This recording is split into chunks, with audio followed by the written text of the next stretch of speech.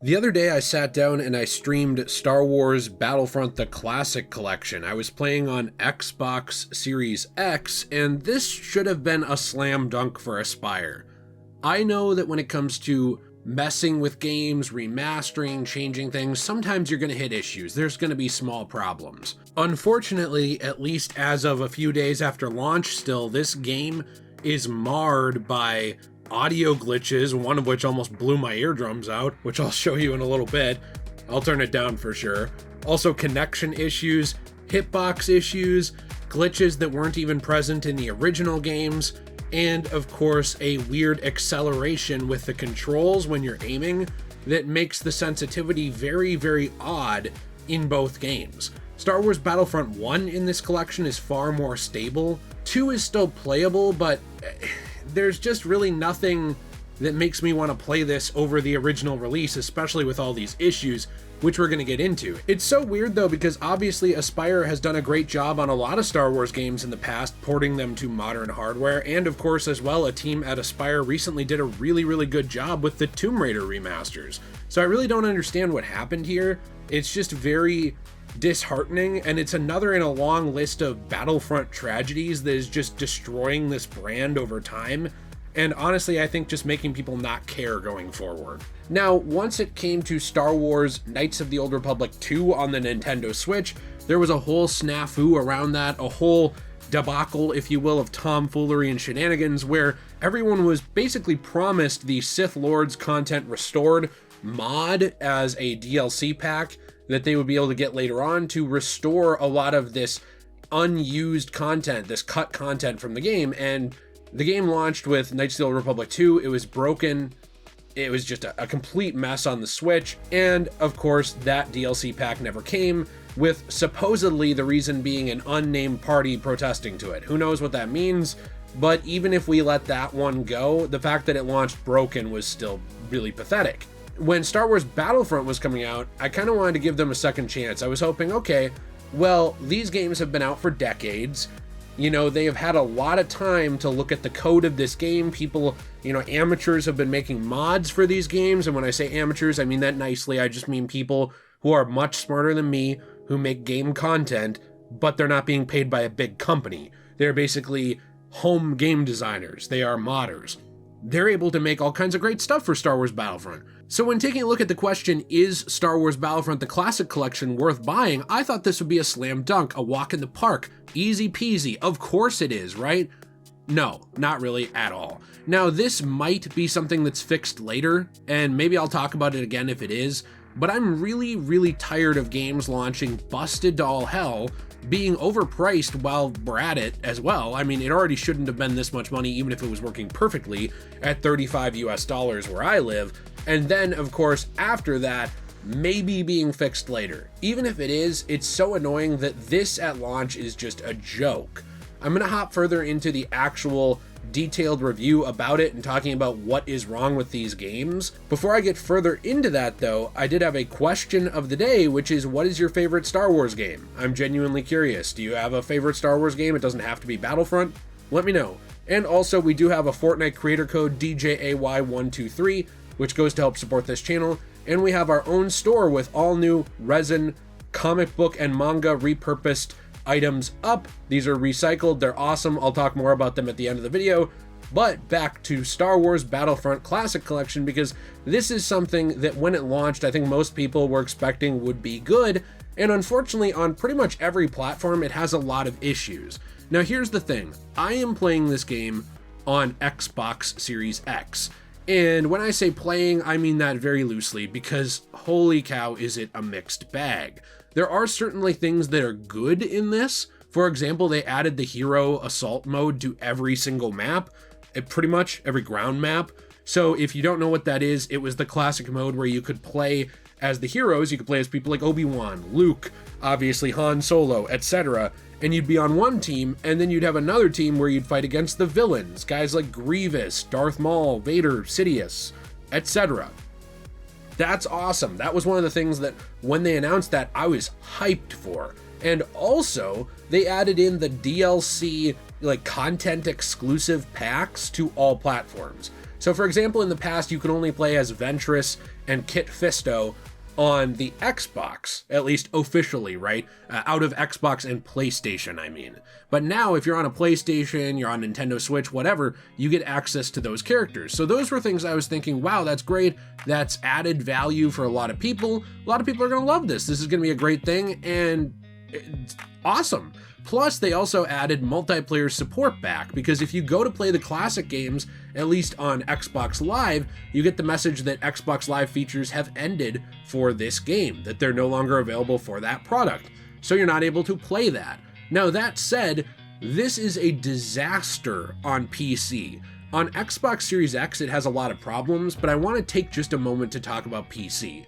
First off, the whole point of this was to add features for PC. Now, I know that it was also to make it accessible, easier to play, and get on modern hardware on consoles like PlayStation and Nintendo Switch, obviously.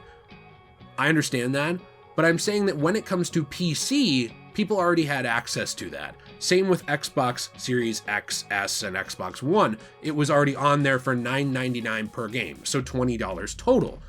So, for those two platforms, the whole point was going to be new content that maybe you didn't get to experience. Things like that Heroes versus Villains mode, on everything. It's called Hero Assault in this, but I'm used to that from more modern games that I've been playing more recently.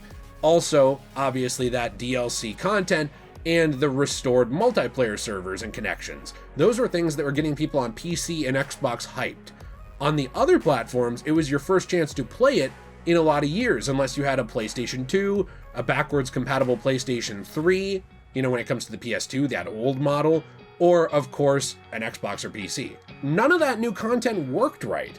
On PC, the game is riddled with bugs everywhere. And this is not just a haha PC, those people who say PC Master Race, they finally got what they deserved, LOL, they're always typing that in the comments, we got 'em R2 moment. It's not just PC. PC is the most egregious of it because, as far as I can tell, and from all reports from the things that people actually looked into about this game, when it launched on PC, it only had a handful of servers to support a supposed 10,000 players at launch. It had something like 3 servers, each of which could support 64-ish people. That is insanity. So when you're paying $35 for a game where the whole point is new content, because you already had access to it, and the new content doesn't even work, that's not worth it at all. Again, it's probably going to be patched more. More servers have been coming online, but on every platform, there's also been issues like hit detection not working nearly as well as it used to. Battlefront 1 is at least playable. For the most part, the hit detection worked. The field of view kind of sucked, but you could just switch to third person and it was fine. And of course, as well, you were able to play all these classic maps and things online, whether you had a PC or not, which was a first for a lot of people. That's really cool. Now, hit detection wasn't perfect. The connections had a lot of issues, especially on launch night, and they have gotten better. So from that standpoint, I'm sure it's more worth it now if you wanted to play Battlefront 1, but you also have to keep in mind that the whole reason for Battlefront 1 on something like PC or Xbox is easier accessibility in the modern era. Because when it comes to PC, there are mods that can fix the games up. They can remaster them, they can make them look a little bit better. And when I say remaster, I mean on the level of what people can do with mods, not on the level of we threw $10 million at the game, now do something please at the official company. This is something that you can fix up on PC.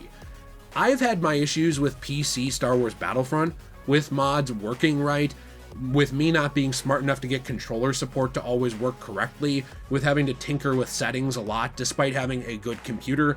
That said, Star Wars Battlefront is something that should run on anything. It should run on a toaster oven at this point, because like I said, these games were coming out in 2004, 2005. But on PC, they were mired with glitches and bugs. There's going to be some videos I'm going to show you from PlayStation, which was really, really bad. And obviously, I'll show the person who posted it on Twitter, things like that as well, for credit, because I didn't capture this. And then when it gets to the Xbox version of the game, it was working okay, but I noticed that hit detection was off. I noticed that there was just some input lag issues, and the controls didn't feel right at all. And the game doesn't look much better than it did when it originally came out. Now, here's the thing. If these games were not available at all, I would say, okay, this sucks that they launched really poorly, but you know what? They'll probably fix it. Maybe then it'll be worth it for people to buy. I would say, don't buy it at launch, but maybe after it's fixed. This is something, though, where these games, like I said, on PC and Xbox Series and Xbox One consoles, they're available for $9.99 a piece, so $10 per game. That is $20 total. Essentially, the only things you'd be getting extra on the Xbox console would be things like Hero Assault on all ground maps, and of course as well that multiplayer connection, like I've said a few times, but neither of those things work right, because even playing modes like Hero Assault, you're going to be rubber banding, you're going to have connection issues, it takes a while to actually find your friends' servers because they take so damn long to post and actually show up publicly, and of course as well on top of all of that, you also have the issue of the hit detection, which is atrociously bad in Star Wars Battlefront 2. It is horrifically bad. Like, you could be standing right next to a guy and shooting him, and sometimes it works and sometimes it doesn't. Again, almost a 20-year-old game, worth noting, re-released in the modern era. And there were improvements added to every platform. Obviously, PS5 and Nintendo Switch, this was, like I said, their first chance to really play this in the modern era, and I'm sure those people were very excited. Unfortunately, PS5 is one of the platforms hit worst by the bugs, and that is the most unstable. Now, this is somewhere I'm going to turn my game audio way down and only show it for a second because I don't want to get a copyright claim because of all the Star Wars music I had going in the game. But here's an example of a massive audio glitch that I also encountered in this game. Keep in mind, this is stuff that wasn't really happening in the original release, and I am so glad I did not have headphones on. I had my TV almost at no volume, and it still sounded like it blew out the speakers in my television. Also, I know that looking at the footage, this is probably going to look a lot better than I'm describing it. That's not lost on me. My understanding is that they used some sort of AI technology to up-res this game to kind of fix up some of the textures. Now, I'm not here to, be like, oh no, not AI. I know that's a big talking point right now. I am okay to some extent with AI being used as a tool if you want to, get certain things looking better, maybe remaster an old show that you can't clean up normally. There's going to be things like machine learning and AI that can actually remaster some things that humans can't. That said, video games aren't one of them. Video games require a human touch. They require actual people messing with them, otherwise textures get messed up, glitchy, buggy, and they end up looking awful. So the games are a mixed bag. Sometimes you'll walk into an area and it looks great, other times it really doesn't look right at all, and it just is give or take depending on the map. It's also worth noting with this that something else you're not going to be able to see but that really affects the play of the game is the weird acceleration around the sensitivity of the analog sticks on console. If you're trying to actually turn your character and aim around, there is a weird acceleration type feature on this aiming where sometimes you will zoom in or sometimes you will just be looking normally and you'll try and turn and it'll go faster than other times. If you combine the X and Y axis of turning, it changes the acceleration even more. So even if you're messing with the actual sensitivity settings in controller settings, it's not really helping that much. Plus, when you're turning, there is a weird motion blur if you're doing it too quickly. So if your sensitivity is too high, it basically looks like a really weird screen tearing effect that just hurts your eyes. I just don't understand how a lot of this stuff wasn't worked out before the game launched.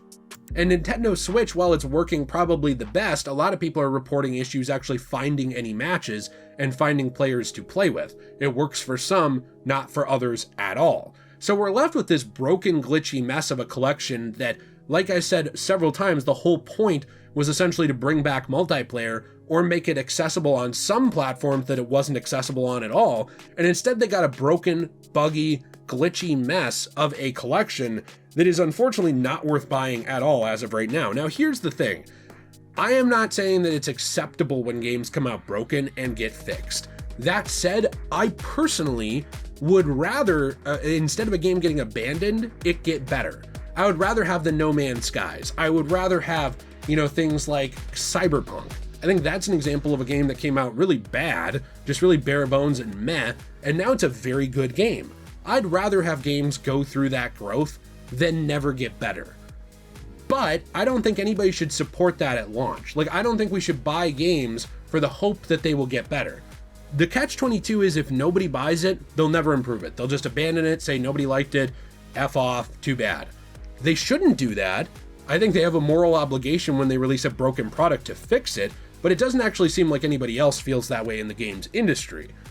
So the catch-22 is, well, if nobody bought this or everybody refunded it and abandoned it, they'll never fix it.